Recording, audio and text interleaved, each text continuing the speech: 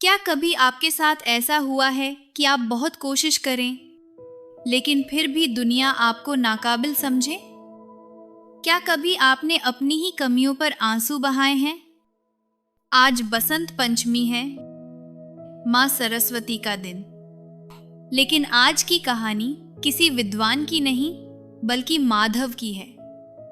एक ऐसा बालक जिसे दुनिया ने नकार दिया था, लेकिन उसने माँ सरस्वती के उस रूप को देखा जो नसीब वालों को ही दिखता है।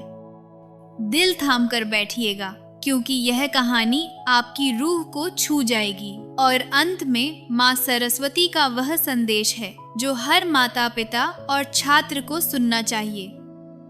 सबसे पहले आप सभी को बसंत पंचमी की हार्दिक शुभकामनाएं। माँ सरस्वती का आशीर्वाद आप सभी पर सदैव बना रहे।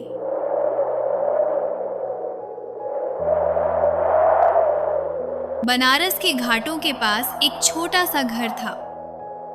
वहां रहता था माधव। माधव 12 साल का था, लेकिन उसकी दुनिया वीरान थी। जानते हैं क्यों? क्योंकि माधव को कुछ याद नहीं रहता था। वह रटता, रात रात भर जागता, लेकिन सुबह सब साफ। स्कूल में उसे कोई माधव नहीं कहता था। सब उसे ढपोर शंख या मंदबुद्धि कहकर चिढ़ाते थे। अध्यापक छड़ी मारते और कहते, तेरे दिमाग में भूसा भरा है, तू जीवन में कुछ नहीं कर पाएगा। पिताजी निराश होकर कहते, किस पाप की सजा मिली है जो ऐसा बेटा पैदा हुआ। माधव सुनता और चुपचाप छत पर जाकर रोता। वह आसमान की तरफ देखकर पूछता, हे ईश्वर, अगर मुझे दिमाग नहीं देना था तो मुझे सपने क्यों दिए? मुझे भी पढ़ने का मन करता है, मुझे भी अव्वल आने का मन करता है, मेरे साथ ही ऐसा क्यों? बसंत पंचमी आने वाली थी। स्कूल में श्लोक उच्चारण प्रतियोगिता थी। माधव ने घर पर कहा, माँ, मैं भी भाग लूं? पिताजी ने सुना तो झिड़क दिया, वहां जाकर नाक कटवाएगा क्या? 2 शब्द तो याद रहते नहीं, श्लोक क्या बोलेगा, चुपचाप घर बैठ। उस रात माधव टूट गया। एक नन्हे से दिल पर इतना बोझ। उसने सोचा, अगर मैं पढ़ नहीं सकता तो मेरे जीने का क्या अर्थ? बसंत पंचमी की सुबह थी। पूरा शहर पीले कपड़ों में जश्न मना रहा था। लेकिन माधव अपनी किताबों का बस्ता लेकर स्कूल नहीं, गंगा घाट की ओर चला गया। उसने एक सुनसान कोना ढूंढा जहां मां सरस्वती की एक पुरानी मूर्ति रखी थी। माधव वहां घुटनों के बल बैठ गया। आज उसकी आंखों में आंसू नहीं थे, आज एक जिद थी। उसने कहा, हे वीणावादिनी, लोग कहते हैं तुम ज्ञान देती हो, तो आज मुझे जवाब दो। क्या मैं तुम्हारी रचना नहीं हूं? अगर तुम सब में हो तो मुझ में क्यों नहीं? आज या तो मुझे विद्या दो या मुझे अपनी गोद में सुला लो।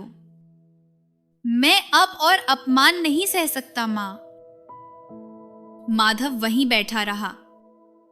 सुबह से दोपहर, दोपहर से शाम हो गई। वह भूखा प्यासा बस मां की मूर्ति को निहारता रहा। उसका शरीर थक गया था, लेकिन आत्मा पुकार रही थी। तभी घाट पर होने वाली आरती की घंटियां बजने लगीं। माधव का सिर चकराया और वह वहीं मूर्छित होकर गिर पड़ा। अंधेरे में एक दिव्य प्रकाश हुआ।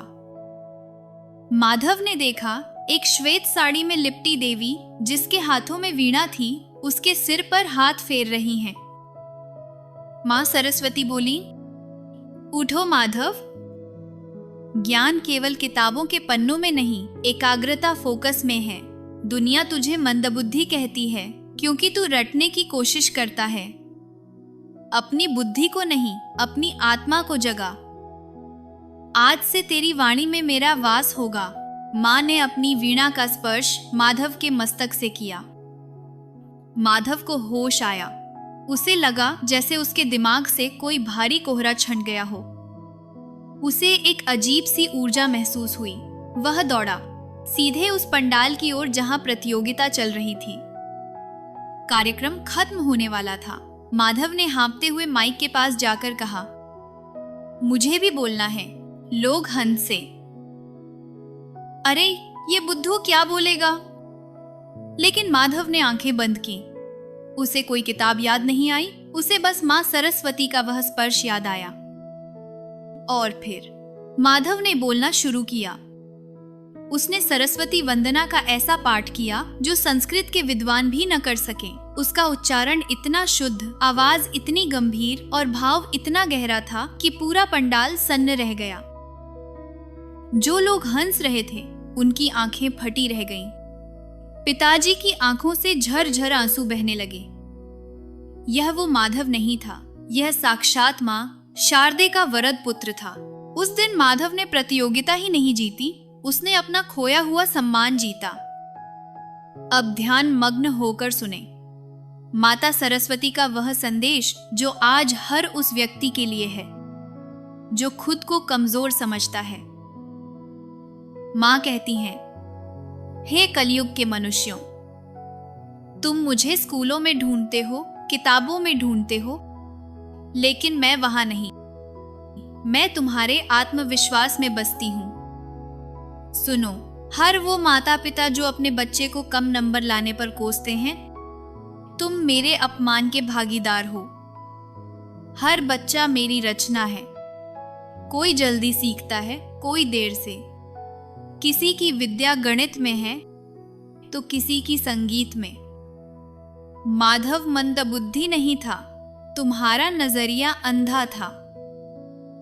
तुमने मछली को पेड़ पर चढ़ना सिखाया और जब वह नहीं चढ़ पाई तो उसे नाकाबिल कहा। विद्या का अर्थ दूसरों से आगे निकलना नहीं, बल्कि खुद को पहचानना है। याद रखना, जब दुनिया तुम्हारे दरवाजे बंद कर दे, जब सब तुम्हें नाकाबिल कहें, तब अपनी अंतरात्मा की सुनना। मैं वही हूं, मैं परिश्रम में हूं, मैं तुम्हारी लगन में हूं। निराश मत होना, क्योंकि मैं केवल विद्वानों की मां नहीं, मैं हर उस प्रयास की मां हूं जो सच्चे दिल से किया जाता है। कलम उठाओ और अपना भाग्य खुद लिखो। मैं तुम्हारे साथ हूं सदैव। दोस्तों, माधव की कहानी हमें सिखाती है कि कोई भी जन्म से कमजोर नहीं होता। बसंत पंचमी पर बस मां से बुद्धि ही नहीं, बल्कि खुद पर विश्वास करने की शक्ति मांगे। अगर यह कहानी आपके दिल तक पहुंची हो तो कमेंट में जय मां शारदे लिखकर अपनी हाजिरी जरूर लगाइएगा। शुभ बसंत पंचमी। जय मां सरस्वती।